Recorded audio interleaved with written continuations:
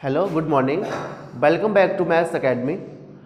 आज हम डिस्कस करेंगे अनसॉल्व्ड 822 एनमी का पार्ट थर्ड, जिसमें हम क्वेश्चन 3 के ऑल पार्ट्स को कवर करेंगे। क्वेश्चन नंबर 3 का फर्स्ट क्वेश्चन है, बताना है √3 एक अपरिमेय संख्या है, ये हमें सिद्ध करना है। देखिए, आपने परिमेय संख्याएं अपरिमेय संख्याएं चैप्टर 1 में पढ़ी हैं, इसको हम डिस्कस कर लेते हैं कि परिमेय संख्याएं क्या होती हैं। परिमेय संख्याएं वो संख्याएं होती हैं जिसको हम न्यूमरेटर और डिनोमिनेटर की फॉर्म में लिख सकते हैं। अब मतलब अंश अपॉन हर की फॉर्म में लिख सकते हैं, जहां हमारा जो डिनोमिनेटर है वो नॉट इक्वल्स टू 0 होना चाहिए। मतलब डिनोमिनेटर 1 2 3 4 5 से कुछ भी हो सकता है, लेकिन 0 कभी नहीं होगा, क्योंकि आपने पढ़ा है जब हम किसी भी संख्या को अगर 0 से डिवाइड कर देते हैं तो वो इनफाइनाइट में चला जाता है, नॉट कैलकुलेबल नंबर हो जाता है, वो उसकी कैलकुलेशन करना इम्पॉसिबल है, उसकी गणना नहीं की जा सकती है। अर्थात हमारी जो परिमेय संख्या है उन्हें हम अंश अपॉन हर की फॉर्म में लिख सकते हैं।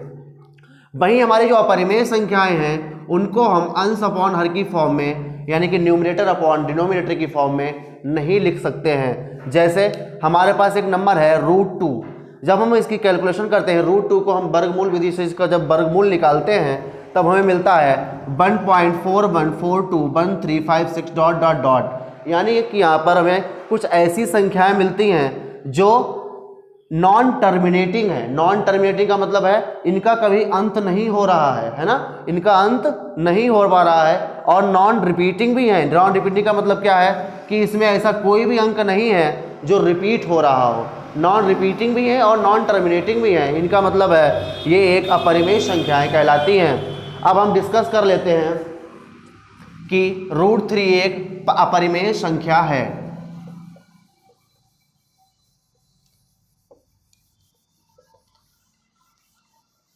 अब देखिए, इसके अपोजिट में हम इसे मान लेंगे कि √3 एक अपरिमेय संख्या है। इसको प्रूव करने के लिए हमें √3 को एक परिमेय संख्या मानना पड़ेगा कि माना √3 एक परिमेय संख्या है।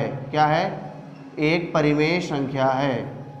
माना √3 एक परिमेय संख्या है। अगर ये परिमेय संख्या है तो इसको हम पी न्यूमरेटर अपॉन डिनोमिनेटर की फॉर्म में लिख सकते हैं। माना कि इसका न्यूमरेटर a होगा और डिनोमिनेटर जो है b है। आप यहाँ पे कुछ भी ले सकते हैं, p upon q, a upon b, x upon y, कुछ भी आप ले सकते हैं अपनी चॉइस के अकॉर्डिंग।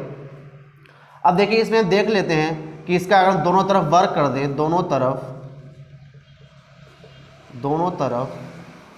वर्ग करने पर, दोनों तरफ वर्ग करने पर तो बच्चा यहाँ से क्या मिलेगा? देखिए, यहाँ से आएगा 3 = a²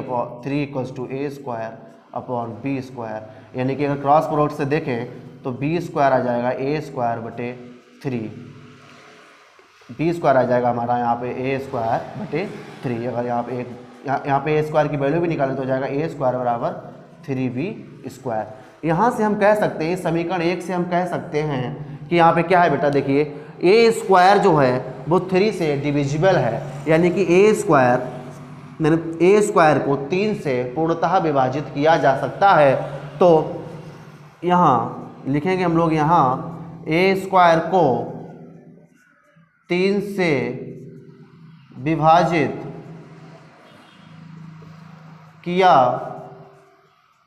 जा सकता है। अतः जब a² को 3 से विभाजित किया जा सकता है तो a को भी 3 से विभाजित, अतः a को भी 3 से विभाजित किया जा सकता है। 3 से विभाजित किया जा सकता है, 3 से विभाजित किया जा सकता है। इतना फटाफट नोट कर लीजिएगा, स्क्रीनशॉट ले लीजिएगा। अतः क्या लिखेंगे हम? a को भी 3 से विभाजित किया जा सकता है, अतः a² को भी 3 से विभाजित, a² को विभाजित किया सकता है तो a को भी 3 से विभाजित किया जा सकता है। अब हम आगे लिखेंगे क्या? जब a के विभाजित किया जा सकता है तो हो जाएगा हमारा a बराबर क्या हो जाएगा? a बराबर हो जाएगा हमारा 3 का मल्टीपल हो जाएगा। a बराबर क्या हो जाएगा? 3 का मल्टीपल, यानी a जो है वो 3 का एक गुणनखंड होगा। यानी a बराबर मान लेंगे हम इसको 3c, a बराबर क्या मान लेंगे इसको 3c, a बराबर 3c हो जाएगा, जहाँ c बराबर क्या होगा 1 2 3 डॉट डॉट डॉट। देखिए a बराबर, अगर a जो है a का एक गुणनखंड 3 है तो 3 इंटू 1 करेंगे 3 हो जाएगा, 3 इंटू 2 करेंगे तो 6 भी a का गुणनखंड होगा, 3 इंटू 3 करेंगे तो 9 भी a का एक गुणनखंड होगा। अब वही सेम प्रोसेस हम रिपीट करेंगे कि यहाँ पर भी हम क्या करेंगे, दोनों तरफ वर्ग करने पर तो क्या हो जाएगा a square equals to 3c का होल स्क्वायर। अब a स्क्वायर की जो वैल्यू हमने समीकरण 1 में लगाई थी, क्या लगाई थी, a स्क्वायर बराबर 3v स्क्वायर, वो यहाँ पुट कर देंगे। a स्क्वायर हमने लगाया था 3v स्क्वायर बराबर, अब ये इसका स्क्वायर खोलिए, देखिए 3 का स्क्वायर हो जाएगा आपका 9, 3 का स्क्वायर कितना हो जाएगा आपका 9, और c का स्क्वायर हो जाएगा c स्क्वायर। तो यहाँ से हम निकाल सकते हैं कि b square equals to 9/3c square, इसे काट दीजिए तो b स्क्वायर इक्वल्स टू आ जाएगा आपका 3c स्क्वायर, b स्क्वायर आ जाएगा आपका, इसको यहाँ पे आ जाएगा 3c स्क्वायर। तो यहाँ से c स्क्वायर बराबर हम क्या लिख सकते हैं, b स्क्वायर बटे 3, यहाँ से लिख सकते हैं हम c स्क्वायर बराबर b स्क्वायर बटे 3। इसका क्या मतलब हुआ कि हम b स्क्वायर को 3 से पूर्णतः विभाजित कर सकते हैं, b स्क्वायर को हम 3 से पूर्णतः विभाजित कर सकते हैं। तो सेम प्रोसेस हम फिर वही लिखेंगे, जब यहाँ क्या लिखेंगे, यहाँ हम b स्क्वायर को 3 से पूर्णतः विभाजित कर सकते हैं, यहाँ हम b स्क्वायर को 3 से पूर्णतः विभाजित कर सकते हैं।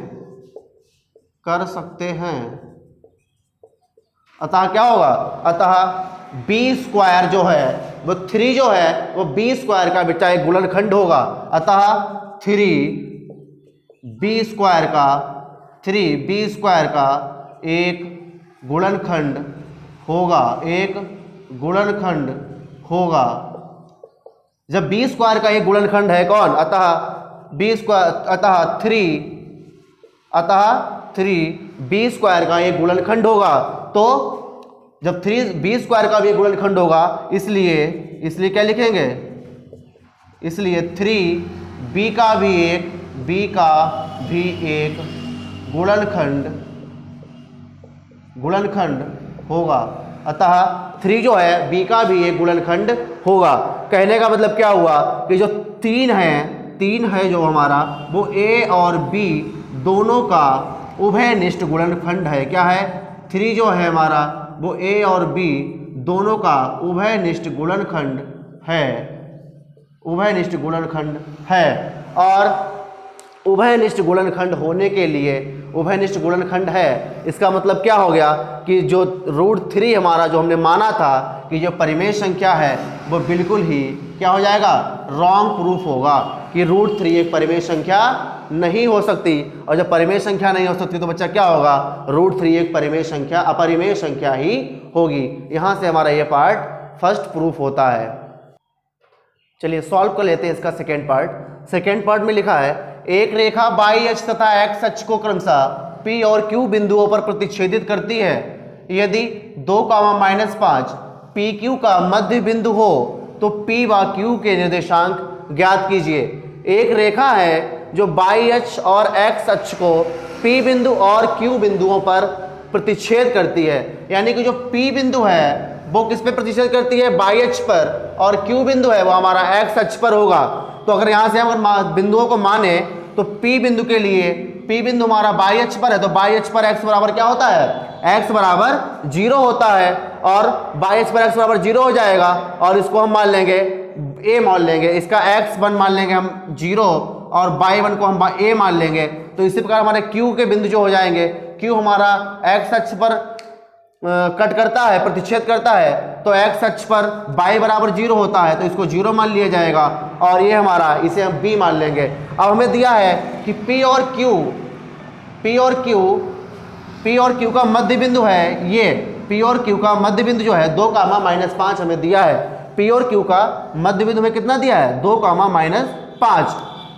तो हमें a और b के ये वैल्यूज निकालनी है। देखिए मध्य बिंदु का सूत्र क्या होता है, मध्य, इसको हम x हो जाएगा, y हो जाएगा। मध्य बिंदु का सूत्र क्या होता है, x बराबर x1 प्लस y1 बटे 2 और y बराबर y1 प्लस y2 बटे 2। यहाँ से x की वैल्यू दी है -5, x1 का मान लगा देंगे यहाँ से 0 और y1 का मान लगा देंगे यहाँ से a बटे 2। इस तरह से इसकी क्रॉस प्रोडक्ट करिए, देखिए क्या हो जाएगा -10 और 0 प्लस a हो जाएगा, यानी a बराबर कितना आ जाएगा -10, a बराबर आ जाएगा हमारा -10। और यहाँ से देखिए y की वैल्यू पुट कर लेते तो y की वैल्यू है, सॉरी गलत हो गया, x बराबर 2 है, यहाँ पे x बराबर 2 दिया है तो 2 2 जब 4 हो जाएगा, a इक्वल्स टू निकल आएगा हमारा 4, a इक्वल्स टू हो जाएगा हमारा 4। इसी तरह से y की वैल्यू रख लेते हैं तो y बराबर हमें यहाँ पर दिया है कितना -5, यानी कि -5 और y1 प्लस y1 है हमारा पूरा, तो यहाँ पे x1 प्लस x2 होता है, x1 प्लस x2 बटे 2, x1 प्लस x2 बटे 2। x1 का मान है हमारा 0 और x2 का मान हो जाएगा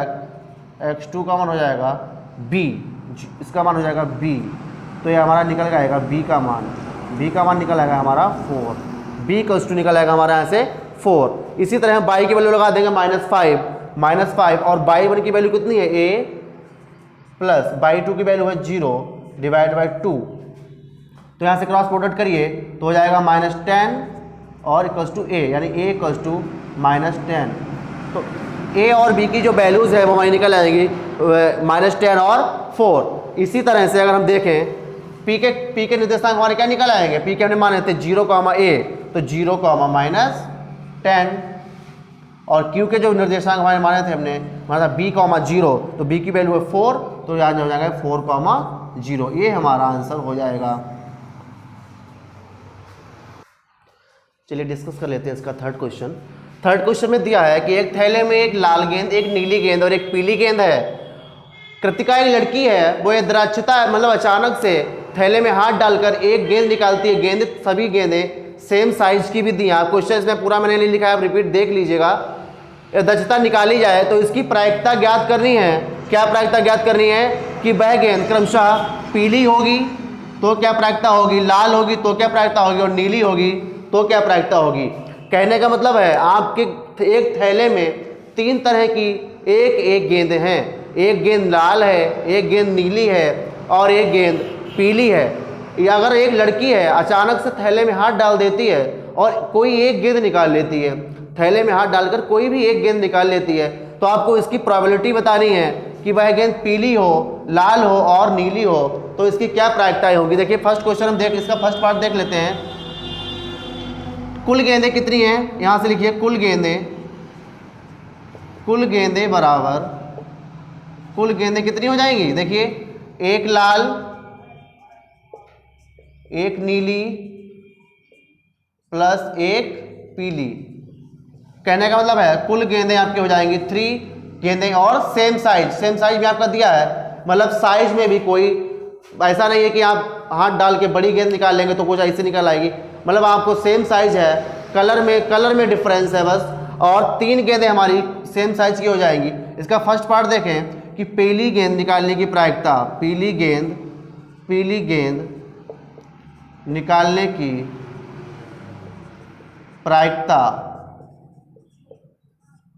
अब प्रायिकता का फॉर्मूला क्या होता है कि जो परिणाम हमारे अनुकूल होते हैं, कंडीशन के जो परिणाम अनुकूल होते हैं बटे कुल परिणाम, है ना। क्या होता है, जो परिणाम हमारी कंडीशन के अनुकूल होते हैं और बटे कुल परिणाम। यानी कि अगर पीली गेंद यहाँ की बात करें तो पीली गेंद निकालने की पॉसिबिलिटी कितनी है, क्योंकि पीली गेंद एक ही है तो पीली गेंद एक बार में ही निकलेगी, यानी कि 1/, और कुल गेंदें जो हैं, कुल गेंदें कितनी हैं 3, तो 1/3 आंसर आ जाएगा। इसमें हम फार्मूला भी लिख देते हैं कि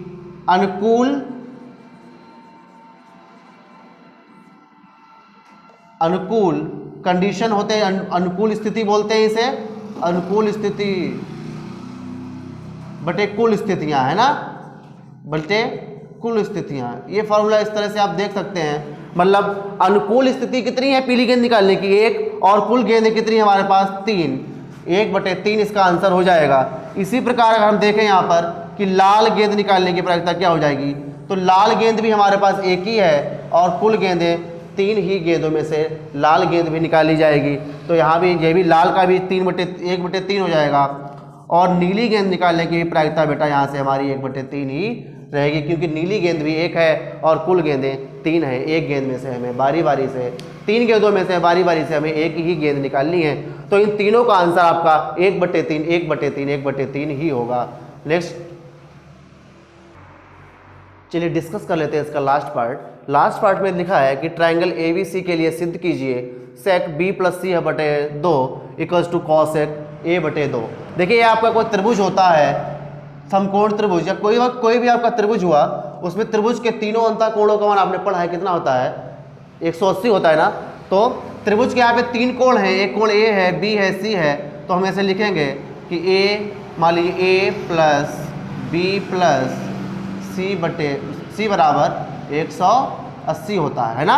कोण A, कोण B और कोण C तीनों का मान कितना होगा 180 होगा, जहाँ ABC कोण के त्रिभुज के तीनों अंतःकोण हैं।